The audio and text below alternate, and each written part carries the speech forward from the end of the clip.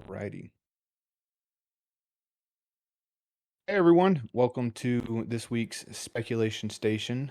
This is going to be a very fun episode. We're joined with some of the Nexus guys. We've got Doty, Derek Verso, and Shenanigans here to talk about what's going on with Nexus and mostly about the Naboo event that has been really popular. We've had thousands of fleets made, we've had hundreds of games played, and it's reinvigorated a lot of people's enjoyment of this game. So, without further ado, I'll let each one of the guys introduce themselves and give a little bit of what they do at Nexus and what their hand in Naboo or the battle for Naboo was or is. Go ahead, Doty. Right, so I'm Doty. I'm the head of both Legacy and Nexus. I'm also the developer of Starforge. And so I kind of have been shepherding the development around Battle for Naboo and everything else we work on between the two projects. And so this is kind of the culmination of a couple weeks of effort at Legacy to kind of get this out there. Was I incorrect in calling it Nexus? Yeah, Is yeah, that's Naboo the a other legacy one. of it? You, Oh, you can okay. restart. You can restart. It's okay. That's fine. We'll just leave it in there, and everyone know that we're talking about Legacy, not Nexus. This is a Legacy event, and just for those who um, haven't played Naboo or don't know anything about Naboo yet, can you tell us where we can find uh, maybe the website for Battle for Naboo? Yeah, so we have a website. It's armada.community. If you type that into the search bar of whatever, web browser you use, it'll take you there. We have a big page on the home screen that kind of shows the Battle for Naboo and an image of what's going on. And then also on the left, we have an events little tab in the sidebar where it says Battle for Naboo. And so you can go there and click to actually submit individual results. And for list building, you will just go through Starforge, and then the top right corner, there's a little plus icon with a hamburger menu. If you click on that, there should be a thing that says game mode, and you should be able to select any of the Battle for Naboo weeks. So right now as we're recording this, in the middle of week 3, and we're about to get to week 4, probably by the time this goes live. So you can go back and play some of the previous weeks, or you can go through and be participating in the current week right now. Great. Derek, what is your involvement with the Battle for Naboo? I think you said you were one of the main guys who were designing the different rules from week to week. Is that right? Yeah, I joined working on that with Shenanigans. It was his idea, but I do a lot of lore. I'm pretty much up to date on everything in the Disney canon. So I like to check things, make sure they fit well enough. Like George Lucas said, continuity is for wimps. So maybe Darth Maul is back and at Naboo again, but that's fine. I think George Lucas would appreciate that. And yeah, so I've been working on the individual rules, trying to test that during the week so that we have something solid to release every Sunday that isn't completely broken. We did have to last week make an adjustment so the station gave you points if you destroyed it. But otherwise, all the rules have been pretty much perfect. We haven't really had any complaints. And it seems like everyone's having a lot of fun. So I think we're currently doing a good job, and hopefully we keep that up through weeks 4, 5, and 6. Yeah, and just to add on that point, the overall score at the moment of recording is 328 points for Republic and 321 points for Separatists. So after all the games, it's nearly a 50-50 split. So you've done a good job. Thank you. Oh, Republic. Yeah, I know the Separatists had I wouldn't say a large advantage week one, but I think week one favored the Separatist, and they pulled ahead, and then week 2 at the beginning favored the Republic, and so maybe we got a couple of games in there that turned the tide, and then I think the station probably pretty much balanced it out. Maybe favored the Separatists a tiny bit because it's more points on the table and more points for them to score. But um, yeah, like Dodie said, since it's neck and neck, it's definitely been overall very, very balanced and very fun. And then also just in the Discord with the Legacy Discord, you have people doing memes and campaign posters and propaganda, and there's a healthy clone versus droid rivalry going on, and that whole part's just a lot of fun as well. And you've got different players who are like taking their matches and writing a narrative format for it, and it's been great what the community is how the community is responding to this.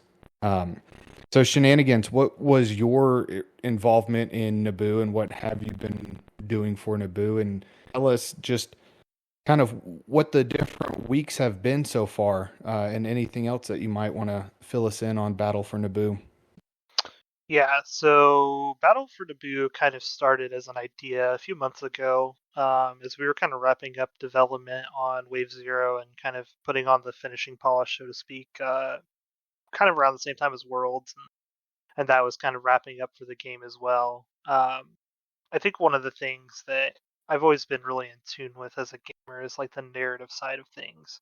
Um, and I say that as somebody who like play tested Armada back like Wave 9, Wave 10 era. So right as FFG kind of lost control, so to speak, and things transitioned over to AMG in a different style of playtesting. But I've always appreciated the narrative side of games a little bit more than the competitive side, I think. Um, Especially with Star Wars. I mean, it's just such a iconic story that, even people who wouldn't consider themselves nerds are at least familiar with, the original trilogy, the cultural impact it had. So I thought it would be a really cool opportunity to kind of bring some of that to Legacy as well, and kind of engage that part of the audience that maybe doesn't care so much about, what list placed first at Worlds or who made top 8. It's really about like how do we make our cool plastic spaceships do cool things, right? Uh, Tapping into some of that younger energy we had when we were kids and out in the backyard playing with our Luke Skywalker versus Darth Vader action figures. So I think this represented a really cool way to kind of tap into some of that. We kind of started pitching some ideas for how we wanted to go about it. Originally, I think I was very ambitious with what I wanted to do, and thankfully, Dottie and Garrett kind of stepped in and made some suggestions to shorten the length of the campaign. And I think overall, that was a really good idea. And so we kind of landed on 6 weeks as a good medium between having an event that stays engaging as well as like, being able to build up that hype to the climax, right? So we haven't quite got there. We're kind of hitting that crescendo point pretty soon here in 4 and 5 before we get to the finale in week 6. But mainly what I've done since then, kind of working out the ideas and stuff, wrote out a timeline for basically how we wanted the general layout for things. And as we kind of rework that timeline, Garrick's been pretty helpful in polishing that up and doing the week-to-week stuff. And my role was kind of transitioned mostly to doing the story beat. So kind of what I do every week is look at the results and how things are going, and start writing up narratives for explaining what happened, right? So uh, this week we've got some unexploded ordnance floating around the battlefield, right? Because last week the Separatists were making their big push, and the Republic was able to hold them off. And so now that's kind of changed the battlefield, right? And so next week when we get into week 4, we'll kind of see how things go. But I assume that there's going to be some ordnance left behind that might make things a little bit tricky for both sides. So um, it's just kind of fun getting into that side of things. And I won't say like I'm the biggest lore nerd for Star Wars by any means, but I do think it's cool when we can use game design as a mechanism to interpret a story, right? And then, make it all feel a little bit more personal to us.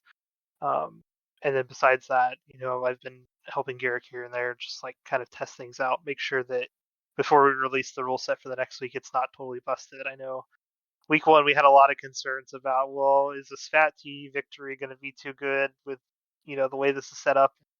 Obviously, everybody kind of felt like Separatists had the upper hand there, even though in our test game I absolutely mopped the floor with a Gar victory list. So it's just been really fun to watch like the different interpretations of how to play out these go with the community and people trying different things, and also, like you said, propaganda, the narrative reports that players are writing. I think that's what makes it really kind of a special thing, and something we're hoping to kind of continue to do right as we do more of these events. And I don't want to promise anything or tell anybody that something is set in stone, but I do think that we will continue to do these kind of events going forward, future release.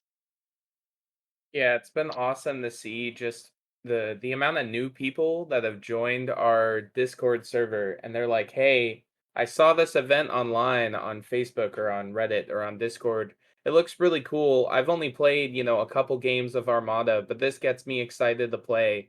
How do I join?" I've seen a steady stream of probably like a couple players to a dozen players a week since we announced the campaign and as we've been going into it. And that's just been cool to see people like get active and want to play again. That's aside from all the existing people that have been making tons of fleets and playing all their games. So I think that's in no small part thanks to Shan's awesome story that he puts together every week, and of course Garrick's fantastic play testing to make sure it's relatively balanced. And so I guess for people that aren't aware of what the format is or how Battle for Naboo works, if you go onto that Armada community website I mentioned earlier, we have on that Battle for Naboo events page, we have essentially a little user interface I mocked up that shows the planet Naboo and then the Republic and the Separatist fleet on each side. And so the idea is every week there's a scenario, so to speak, that you play out. You're given some special restrictions on list building and an objective. So, for example, the first week was surprise attack. So the Republic player were kind of caught as the CIS showed up. So you had to defend and take a raid on all your ships and do all that. And it was like 250 points. No Jedi were out there because it was just a clone garrison. And so then coming in the week 2, the campaign changed, and so every single game that people play gets basically tracked in a big database that I have and logged in a big progress bar. So as people play games and submit them and win or lose, you actually see those exact games get reflected on the battle map, and you can see the progress bar shift in the direction. And it took a little bit of work from me to get that UI mocked up, but that's kind of where I think the whole rivalry started and why people have helped stay engaging, or they've engaged with it so much, is because out of the dozens of games that get made in a week, if you play 2 or 3 and you win, you make like a big difference on the overall balance of power. And now, while the event is technically limited time, because we have 6 weeks, we're in week 3 as we're recording this. We are going to leave the event up in like an archive mode, so to speak, and have a long-term counter that's going to be tracking everything at the top. So if you missed out on the campaign while it's running, but you want to go through and play it with a friend or play it online sometime later, you can just go through and build your list in Starforge and put all that together and submit your battles even later on.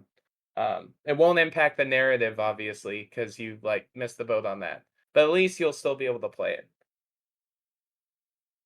Yeah, that's great. I actually do want to go week by week and just give a quick rules overview, and then if y'all played any games, talk about any games that y'all would like to talk about, or any kind of narrative stuff that you'd like to mention as well. And then some stuff that Shenanigans touched on of this narrative type play style, which I love as well. And one of the things I think I love about it, and he kind of touched on it but didn't really say it, was that there is no set meta. That, this event is a week long. It's completely different rules, and if you're, I guess, if you're good at Armada, you're going to be good playing these rules, but there's not going to be anybody who just knows their fleet inside and out and knows exactly how to approach this game and knows how to play against the fleet that's across the table from them. And so in that instance, it keeps everything real fresh. And that to me is so cool. I very much enjoy that. I've made probably 20 to 30 fleets for these events that I haven't even gotten to play just because I don't have enough time to play the games. But even just looking at the rules and looking at the fleet builder and playing, and I love what you've done with Starforge, where you go and you select the week and everything's preloaded for you with your objectives and all of the different things you can take. So the aces that you can't take are grayed out, and the ships that you can't take are grayed out. And so it makes it super simple. You don't have to keep clicking back and referencing a rule and then going into your fleet builder, and you can just build everything right there. And so getting into week one, we had it was played on a 3x3. It was 250 points per side. The squadron cap was 90, and you could only have 2 aces. The aces were also limited to clone and droids only. So no Jedi, like he said, no Sith, no Watt.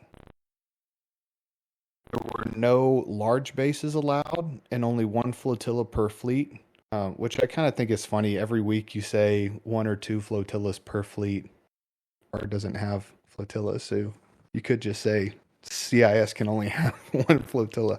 That's just a personal thing. And then also, one of the week 1 rule changes were flotillas do count as normal ships. So you're not tabled if all you have is a flotilla on the ship. It holds the table, or on the board, it holds the table. You can only use the Legacy Wave 0 commanders, which I thought was another fantastic addition to this play style. Is you have to use either Ki-Adi-Mundi for Gar, or I've played 100 games against him so far. Not 100, but I've played a bunch of games against him. I'm blanking. Dauphine. Yes. Dauphine. Yeah. Yeah. Alte, Dauphine for Separatists. So those were the 2 commanders you had to use. And I mean, neither one of them are broken powerful. They're probably not the best commanders in the faction, but this way it forces you to use them. That's your only option. And so it levels the playing field that way as well. Of, you know what you're going to fight, you know what you're going to bring, your opponent knows what you're going to bring. And so it was interesting and kind of, it didn't feel forced. I mean, you were forced to use these commanders, but it didn't feel forced, and there was no drawback to that at all, in my opinion. So for the last rule was Gar was first player, and we had to play surprise attack. The second player places the station, and the first player places all the remaining obstacles. The obstacles must be within distance 1 to 2 of each other, and after the first player deployed, each of the first player ships was assigned 1 repair token. And I'm guessing that was because Ki-Adi-Mundi gives you repair raids if you use his ability. But also Surprise Attack gives you raids, and so somebody could dial up some engineering raids and really start hurting you with your own admiral too. But it was a ton of fun. I think I played 4 or 5 games, had a blast, and played a variety of different lists. And honestly, it was the first time I've ever played a consular that wasn't a lifeboat. a consular that was actually doing damage and getting in the fight. And I'll tell you, a little bitty consular with X-Rax on it, and especially with Dauphine and a Confire dial, it can hit surprisingly hard. They were chewing through munis that week. So, anybody else want to talk about some of their games or some of their design input for week one? Yeah, I think one of the fun things about these kind of events is like you get to start from a blank slate, right? So like if you go, like if you're just like, okay, I want to run a tournament, right? Like 90% of your people are going to go online, they're going to look at T4 and they're going to say, what's the best list for me to win, right? Because it's a competitive game. So you want to kind of set yourself up for success with that. But when you come into a narrative event that says, hey, you don't get to pick your objectives, you don't get to take the best things in your fleet. This is the commander you're going to play, and this is the setup, right? Like now you force that player to look at everything a little bit differently. So you can't just say, well, oh, I know Deltakin is just the best thing in Gar, and I have to put him in my list. You can't. So now what do you do, right? Like, how do you solve that problem? And I think kind of like you were saying with the consular is a great example of that. Like, would you ever take a consular in a 400-point tournament game like that? Well, probably not, right? Because there's just better things. But when you really like, restrict some things back, you actually are opening up a lot of doors for people to go experiment with things they've never tried before. This is just not the meta, right? So that was one of the big things that I think we wanted to focus on with this whole setup, right? Was like every week should feel a little bit different. We want to open up new avenues for people to go experiment with different things in the faction, but also like, hey, try out these new commanders that we just published because, if you're strictly a competitive player and they don't really fit what your idea is for the faction's best list, then maybe you're never going to try them out, right? So this way we kind of gave people an easy out to say like, okay, well I'm going to try Moon because I have to. And then maybe people discovered like, hey, I actually really like this play style, and maybe I'll take this back to the chalkboard and figure out how to make it work. So from a design point, like a lot of these decisions were very deliberate to kind of restrict the playing field a little bit and really force people to engage in the game a different way. Kind of like you said with the repair tokens, like that was something we kind of figured out testing it. Was just like, this could feel really bad if you're Bundy and like you just get repair rated every turn. Funny enough, like in the test game that Garrick and I ran, he hit me with engineering raid and set that up for all 3 turns. And so I just made a deliberate decision, like, okay, I'm just gonna like not clear my raids, right? So they ended up not doing a whole lot for him. And that was kind of one of those interesting like cat and mouse things you could do week one is like, okay, well I'll just take the damage, it's fine. Now you've wasted surprise attack. Yeah, I think it's crazy that, like what you said, the restrictions actually seem to open up more doors. One example is I put heavy fire zone on a charger, and I've never used heavy fire zone before, but I was like, yeah, they've got a squadron commander. They're probably going to have squads, so let's throw some red dice at them from my charger, which I don't know, just niche stuff like that. And like I've never played Triumphant before, and in week 3, that's the only title available to the Venator, so I played it. So it's crazy that as a main Gar player, I got to try new stuff that has always been a part of the game for as long as I've been playing. Garrick, you had something you wanted to say?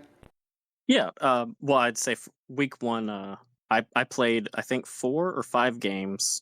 I think it was 2 as Republic and 2 as Separatist. And by the 4th game, the Separatist players were asking me to not play Separatist anymore.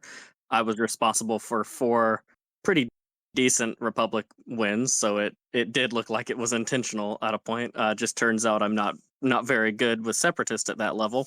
But things like the reasonings on the repair tokens at the start, we, especially in our test game, wanted to kind of get like the worst case scenarios out of the way. So he ran a victory with Svats. The idea, could he double arc and just take out a Munificent, which generally you probably could do that. So I dialed up just repair raids thinking, okay, shut down the commander. Does that feel bad, and then does it also feel bad to fly against the Svats on the Victory, which neither really felt that bad. And it turned out that's not a very good strategy for the raids. And for Republic, it did seem like the Chargers and Peltas were really the best strategy for them. The Victory is good, but just having a lot of things shoot you with the extra die you can't like use thermal shields on or anything is really hard to counter. So it ended up being very fair, but very asymmetric, which is how Armada works. And every week I've really enjoyed watching everyone discuss what they're building. And there's always people who think it's really balanced one way or the other. But at the end of the week, it's still really close, like right now, how close it is after all the games. And I think, what we're talking about with the fleet building being so different, that's why we're seeing, a few thousand fleets have already been built. It's just hard not to sit there and try different combinations. You wish you could run them all. I've made a bunch of different fleets and haven't had time to play. I think since week 2, I haven't played outside of playtesting. But I will definitely be playing Battle of Naboo. I feel like I'll be playing it, into next year when I have a chance. I'm just busy right now, but I've got some fleets that I really want to try. Yeah, so I kind of want to add on that. So I'm a busy guy. I only got to play one game week 1, but it was in person, which was fun. And so I actually got everything out on the table.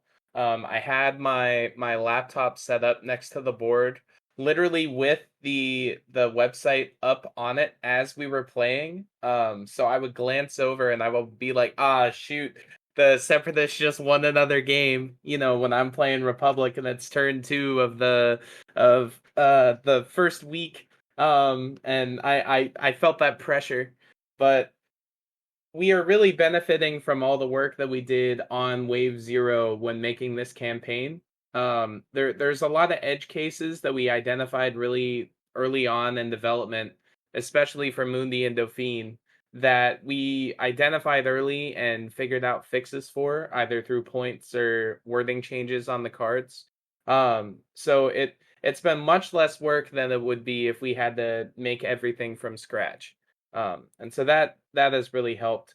And there's also a really interesting kind of metagame you have to play for the game mode, because you know what the objective is, and there isn't that ambiguity with bid or having to choose another player's objectives.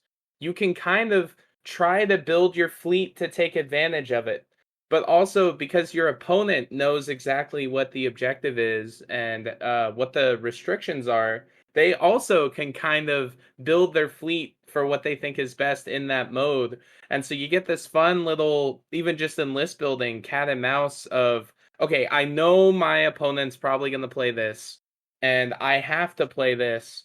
So how can I mitigate my losses and play into something that they might be using?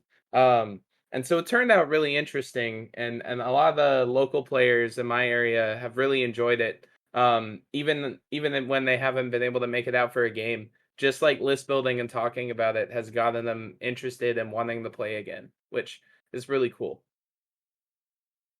One of the things that I thought was funny, and I think this was week 1, maybe it was the start of week 2, there were some players in the Legacy Discord that hadn't played Naboo, and I don't know if they have since, but I didn't see that they'd played any Naboo games, and they were posting looking for game. They wanted to play regular 400-point games, but everybody was just all about Naboo, and somebody even commented, man, is Naboo really that fun that none of y'all want to play 400 points anymore? And I think that that's just kind of indicative of not only that y'all did a great job in designing this and rolling it out and everything, and the engagement that it's gotten, but also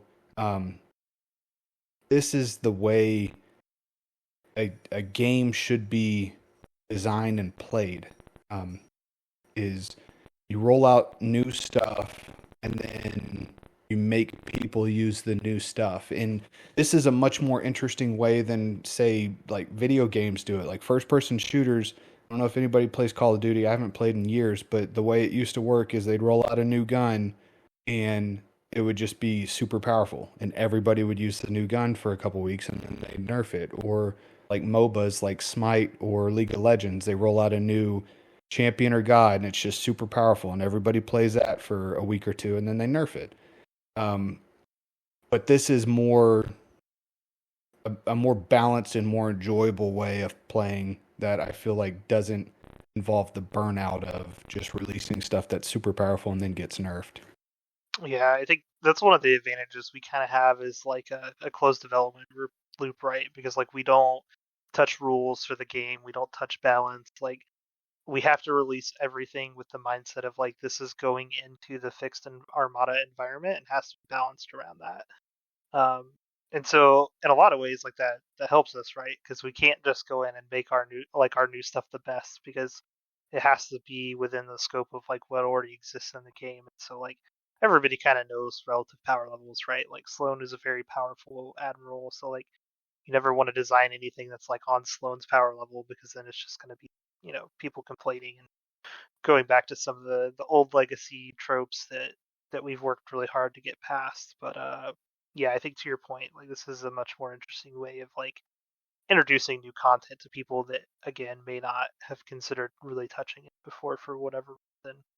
Um, and yeah, it's just been interesting for us to kind of like design the scenarios around that too, like and also from a story perspective, right? Like how do you work Darth Maul into a story where canonically, like he's supposed to be down in a dumpster somewhere, right? Like cut in half with spider legs. Um, so we could touch base on that a little bit. Like a lot of the story beats, obviously, we've had to like take some liberties with just to make it make sense. And I think that's kind of why it's interesting to have like Darth Maul there, but he's not like really a big player on the stage. Like he's just kind of doing his own thing. And some of that is like paying homage to the character and knowing like, okay, he's not really part of the Separatists, but like, opportunity for revenge, Darth Maul's going to take it every time. Like that's just who he is, right? Um, there might be some interesting stuff coming with Kenobi entering the system and Maul Kenobi rivalry. Ooh. But that's also fun from the perspective of like characters that aren't there, right? Like, hey, like your only Jedi options are Mundi and Kenobi, right? Because everybody else is off doing stuff. I know like some people have been like, oh yeah, but Gar really needs like this character or that character, and it's like they really don't, right? Like we're balancing everything around the fact that they don't have Deltakin or that they're not able to just spam, axe and kickback into every list on top of Jedi, right? Like, and in a lot of ways, like I think it's made the story more interesting because if it was just like here's the Gar All Star list again, again, like you can't do that every event, right? Like maybe towards the end we can kind of hint at what's coming next, and maybe in that scenario it makes a little bit more sense to have more star power. But I think one of the things that's made Naboo honestly more interesting is the fact that there's not a lot of star power, right? Like Dauphine is a character that shows up in the movies for like a total runtime of 5 minutes, um, and everybody knows who he is, kind of, but not really. And then Mundi, like obviously has some pivotal moments, like what about the Wookiees and whatnot. But again, he's not like a main character really in prequels. So it's cool to like take that opportunity to give those characters something that they didn't get, right, like in the main franchise for whatever reason. And I think also just makes things more interesting because it's like how this character would act in a situation, but you get to come up with a situation in a more interesting regard.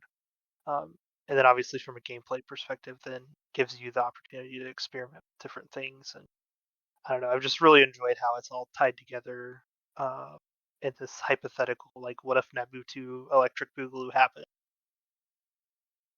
Yeah, absolutely. I think that it also opens up the space to explore the weaker two factions. I don't think it's any secret that out of the four factions, Gar and Sis strayed back from third and fourth. But right now, I think unfortunately Gar is fourth.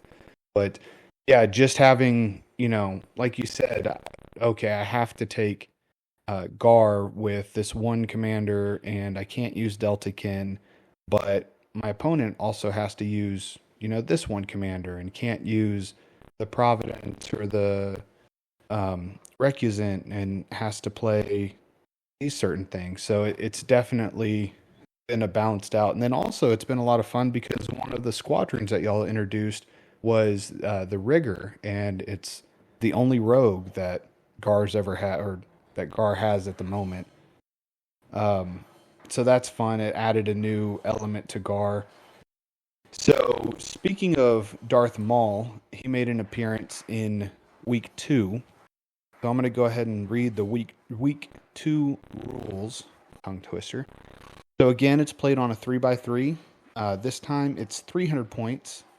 Squadron cap of 100 points with 2 aces. It's the same ace rules as last time, clone and droid only.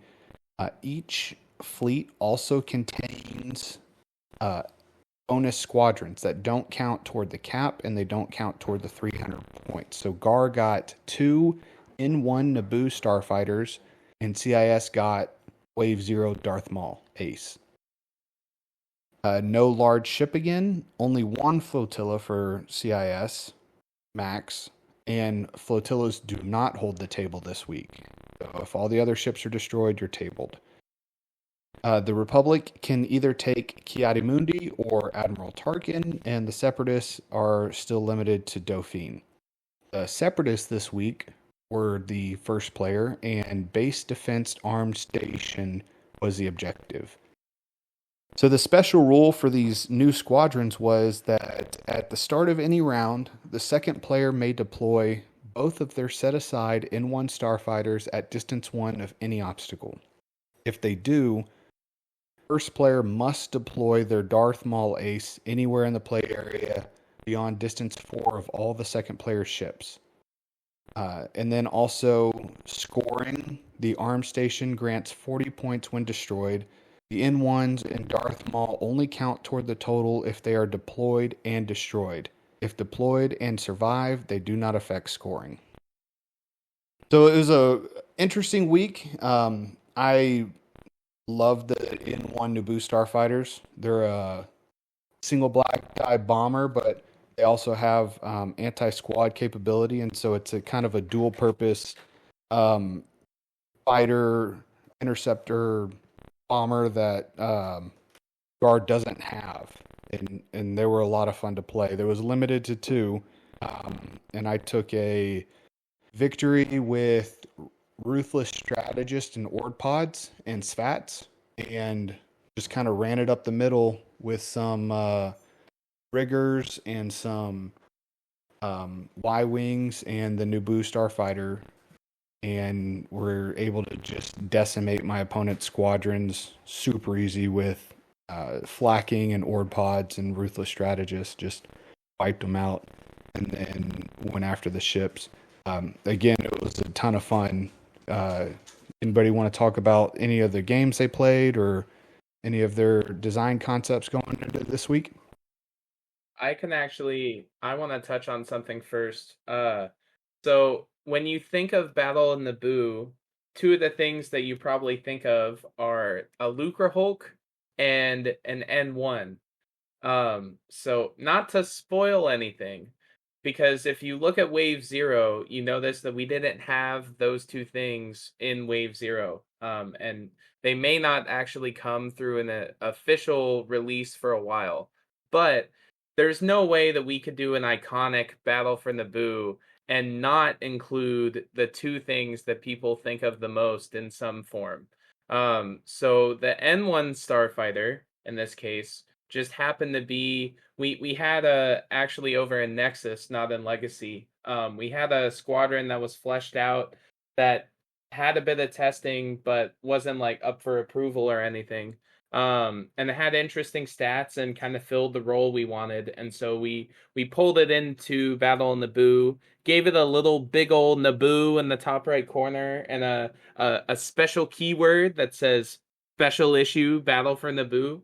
So that way people aren't making the assumption that it's going to, like, be in their normal everyday fleets. And it's not like an official Legacy release or anything.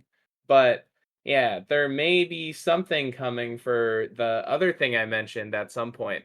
So stay tuned. So what I'm hearing is week 6 is a separatist Lucre Hulk and a bunch of separatist fighters, and then all that Gar has is an equal point of Naboo starfighters, but then they all have Rogue, and there's no tabling rules for Gar.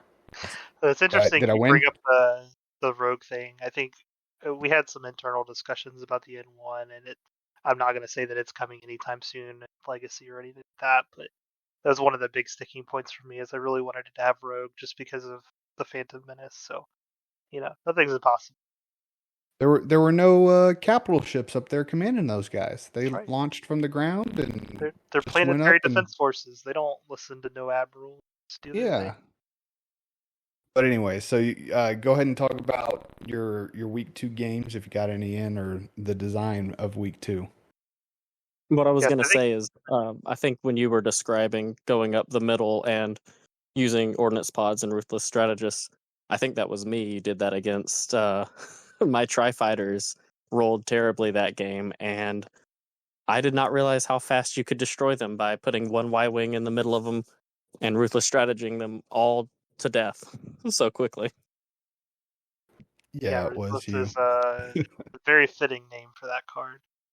Yeah, so week 2 was kind of fun because obviously the Separatists got the upper hand in week 1, so it kind of dictated that the story moved that direction.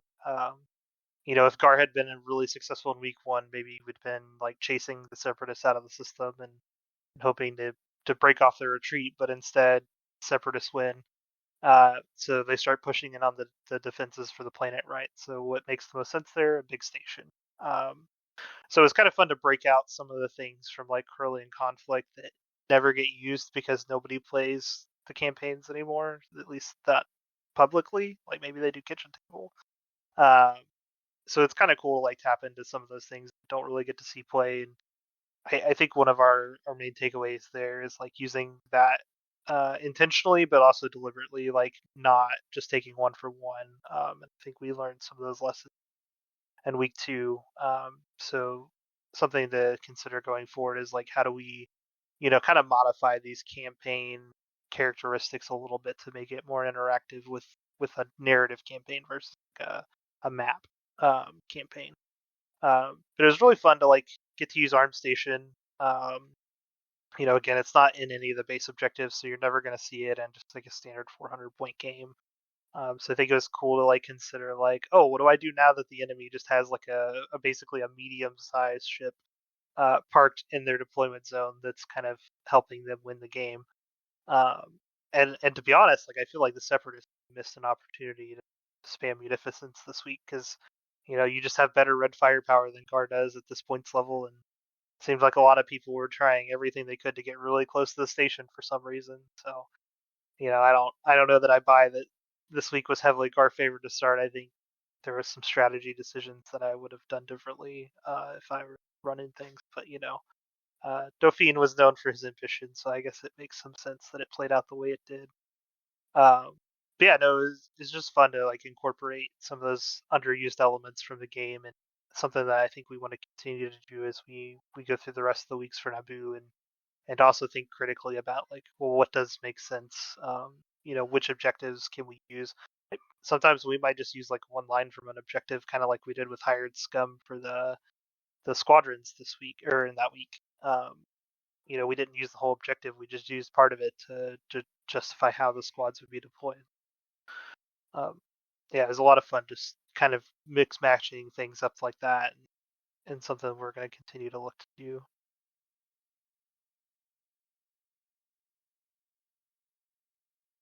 Great. Does anybody, Garrick, did you have anything else to say about week 2 before we move on? I don't think I actually played any other games outside of the one against you that week. So yeah, we didn't want the flotillas to become a problem. So like at 250 points, it's really easy to only have a flotilla left, but at 300 points, it could just run away, and then that's not as fun. So we didn't want it to be holding the table. But yeah, I had never actually looked at the Corellian conflict or the Rebellion in the Rim objectives, but Shenanigans, suggested some of them, and we've been looking at others. But that was really cool. Playing around the armed station is just really something you never see. And yeah, I mean, you had some people complaining, but other people pointing out, just how to play around it. And yeah, it ended up being just another really balanced week. It was a lot of fun, though, to watch people kind of figure out what they wanted to fly and how to fly it to deal with it on both sides. Yeah, for sure. I think using the campaign objectives is a stroke of genius also because uh, introducing new objectives can be tough. That's a kind of a rule set, balancing. It's a lot different than just introducing one or two pieces into a faction.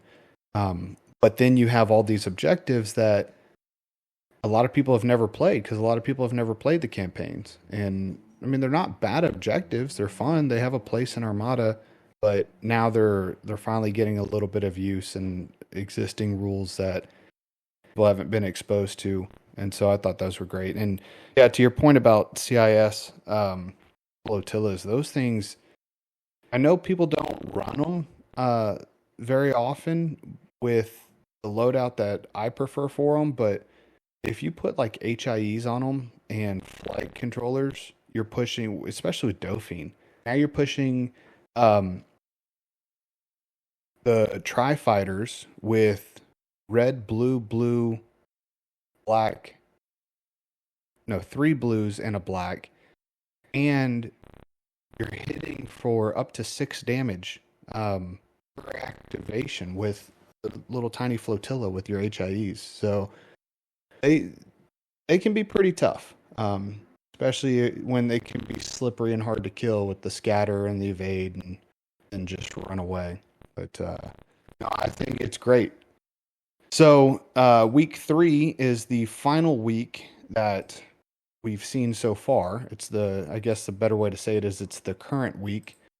And now we're actually playing on a 6x3. It's 350 points, a squadron cap of 110. This time you can have 3 aces, and Ahsoka and Gar and Darth Maul and General Grievous for CIS have joined the battle. So only clones and droids, and then those 3 aces as well.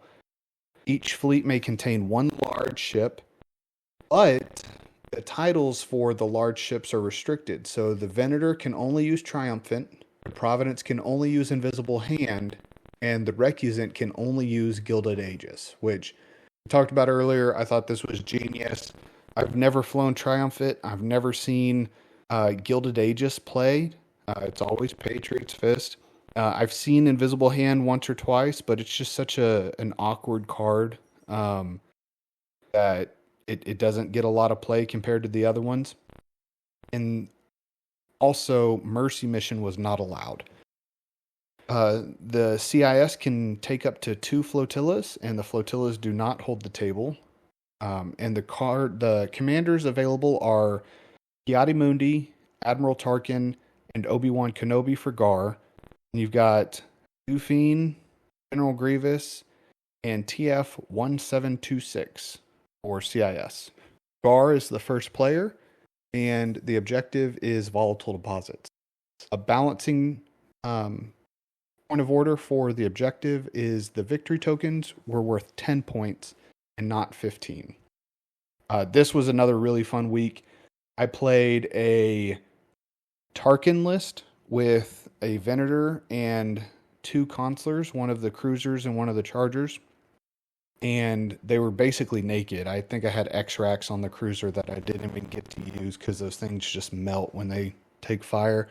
But I had kind of a squad heavy Venator 2 build, something you see in like Bale lists with Flight Commander, Ruthless Strategist, Thermal Shields, LTTs, Ord Pods, and Triumphant. And then I had Admiral Tarkin, using him as kind of a quasi Bale, because you can either give everyone in your fleet a token, or you can give your capital ship or your flagship a dial. And so I gave everyone a squad token to start. Oh, and my squads were Ahsoka, Axe, 2 N1s, and 4 Y Wings. So I gave everyone a squad token to start, and then that allowed my consulars to nav, but then they could also activate squads being way far away through Triumphant. And then I could use the Venator to clear out any squads with the Roofless and the LTTs and the Ord Pods, and then do my shots, and then move, and then activate my squads with Light Commander.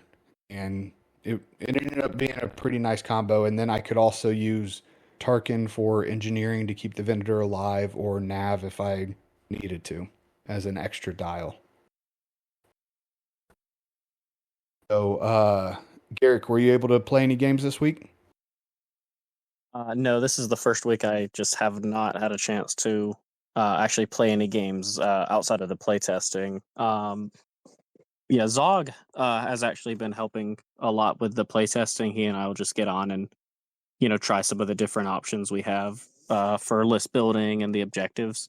And yeah, we ended up settling on the volatile deposits. It fits the unexploded ordnance theme, which worked really well in the narrative that Shan wrote. We didn't want it to become kind of like a farming thing, though. So you want to limit the victory tokens to 10 points. But it looks like everyone's been enjoying it. We didn't want it to just be Tranquility versus Patriot's Fist. That's really the default titles for a good reason. They're really good titles. Every time I'm building, I end up having to just ignore the other titles in favor of those. And we knew that no one would pick the other titles if we let them choose those. So we picked a couple titles that you don't see that often, and figured Tranquility and Patriot's Fist are in other battles somewhere else in the galaxy, so they're not here. Fantastic. Shenanigans, have you played, or do you want to talk about your input for these week 3 rules? Yeah, unfortunately, it's been really busy for me work-wise the last few weeks, prepping for some big stuff at work. But I think one of the fun things about, and I've mentioned this a couple of times, just how the narrative incorporates into the rules and back and forth and kind of there. So volatile deposits is just kind of what made sense. Like, hey, the separatist thing. Hey, we just crushed the Republic fleet week 1. Let's go ahead and get ready for bombardment. We're just going to repeat what we did in Phantom Menace. So let's load up on all this ordnance and get ready to go. And then obviously, like, Republic holds them off.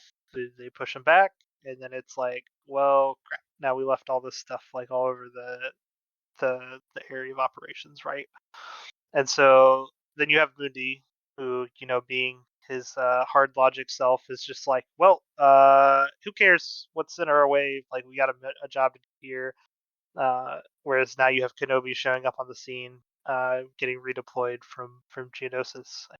He's like, well, like, this could be a trap, because that's just that's Kenobi's MO, right? Everything is a trap. So it's kind of cool to incorporate that in there. But then yeah, now we've got volatile deposits going on with all these extra munitions going on, and trying to work through that. Both sides are kind of thinking like they have the upper hand here. So we'll see how the rest of the week plays, how that works into week 4 as well. But safe to say that they're probably not going to clean up all that unexplored this week. Nice. Dodie, do you have anything to add for week 3? I do have a game scheduled.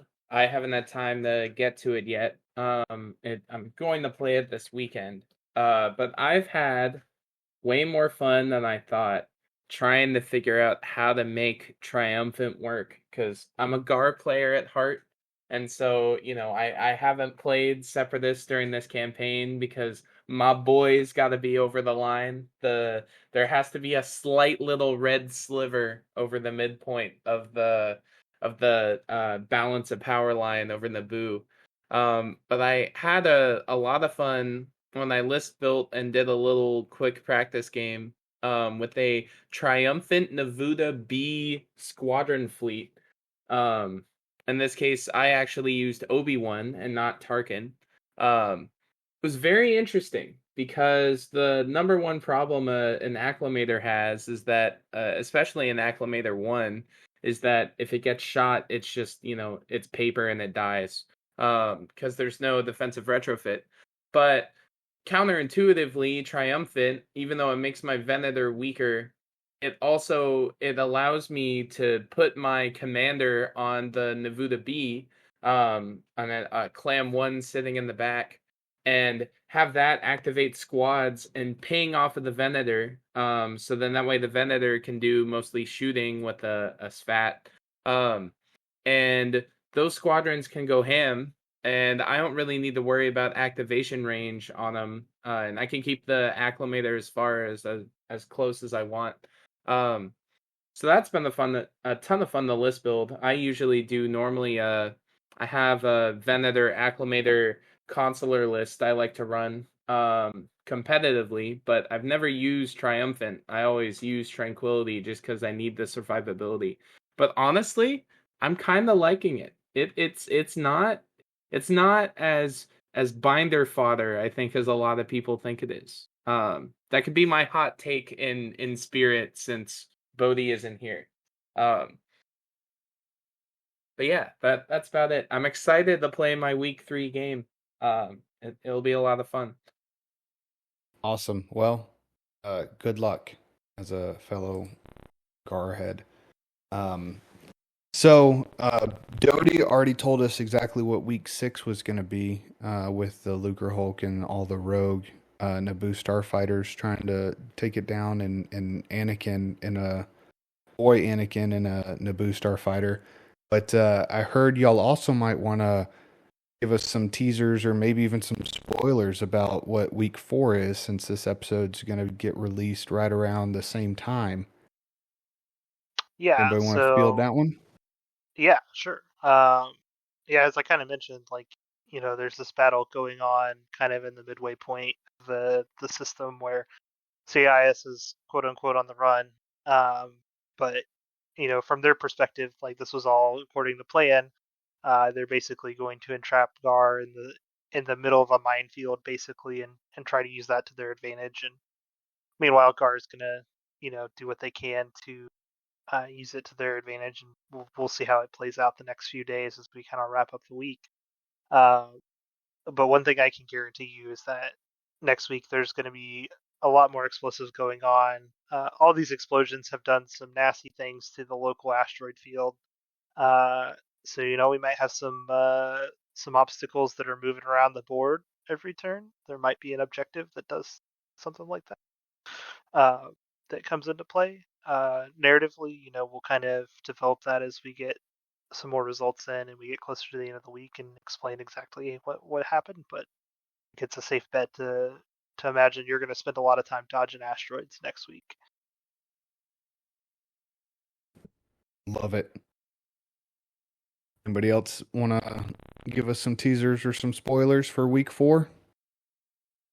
Well, I can say if you look back at the last 3 weeks, we were at 250, and then we were at 300, and then we were at 350. So you might notice a trend there in the number of points that we're increasing by. And that for this next week, absolutely, there's probably going to be a similar thing that follows that trend. But we may mix it up towards the end. You may see some sort of big climactic finale. Maybe not quite all the rogue N1 squadrons, but who knows? It depends on who wins, to be honest. While we had ideas floating around, we actually had to change a bunch of stuff depending on who was winning each week. So it's going to depend on how week 3 and week 4 go. So 12,000 points, small ships only. That's what I'm Yeah, hearing. all the local defenses banded together from across the star systems to stave off. No, this isn't the sequels. Sorry. No. One thing I do want to mention though, and we've been saying this a couple times, but just for people to know what to look forward to, like, Naboo is really just like the first step, right? Like, these kind of events are not going to be unique to this one release. We're kind of already working on what Wave One's accompanying event is going to look like. We're a long ways from spoiling what's coming in Wave One, besides like the little teaser we did of the silhouettes. And if you're a Star Wars nerd, you can probably figure out what those are. Or if you've ever played Empire at any point, you know at least what one of those are. So there's your hint. But Kenobi redeployed from Geonosis, and kind of tracks that Episode 1 went back to Naboo. So your guess as to where Wave 1 campaign goes. But yeah, I think we're looking at some more unique designs, I would say, for the next campaign that we might want to try out. Talking about maybe giving players the decision about how they want to approach the battlefield. Whether you want to, if you're the guard player leading an invasion, do you want to focus on sending in ground invasion to knock out planetary defenses, or do you want to try to rush the defense platform and knock that out? Give CIS different bonuses going in too, so might look to incorporate some things like fighter group, if you've heard of that before, which is basically just X-wing and Armada scale. So that's something we're talking about as a potential thing that we could do. But I think the point is, like, we're looking at the game holistically, and we're not just going to be like, well, this is as crazy as it's ever going to get. Because if people are willing to go crazy, like, we've got some ideas.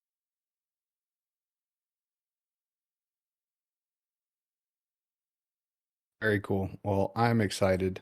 I can't wait to play more. Um, so is there anything else you guys want to plug, or anything else you want to share about your project before we wrap up? So one thing I'll throw out there as playtesting director for Legacy is that we are looking to onboard more playtesters as we kind of ramp up for Wave 1 development and kind of exiting the initial design phase. We're looking to get some more people involved there. So if this is something that you're interested in, want to help develop new content, and help make it balanced and fun and engaging for the entire Armada community, definitely be on the lookout. We should have an announcement out pretty soon about how to sign up. And we're looking to add quite a few.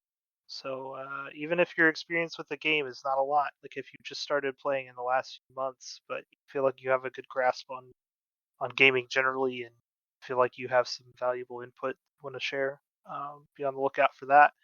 But yeah, it's the only thing for me. Well, I do have 12 weeks of quote unquote vacation starting on Sunday. So I will be home with absolutely nothing to do except for keep a brand new human alive for the next 12 weeks. So, if you need help playtesting, I might have some time. I'll go through the normal application process like everybody else, though, that you mentioned. Well, Very congratulations. cool. Oh, thank you very much. Yeah. Yeah. Congrats. Thank you. What were you going to say, Garrick? Yeah, I just wanted to share.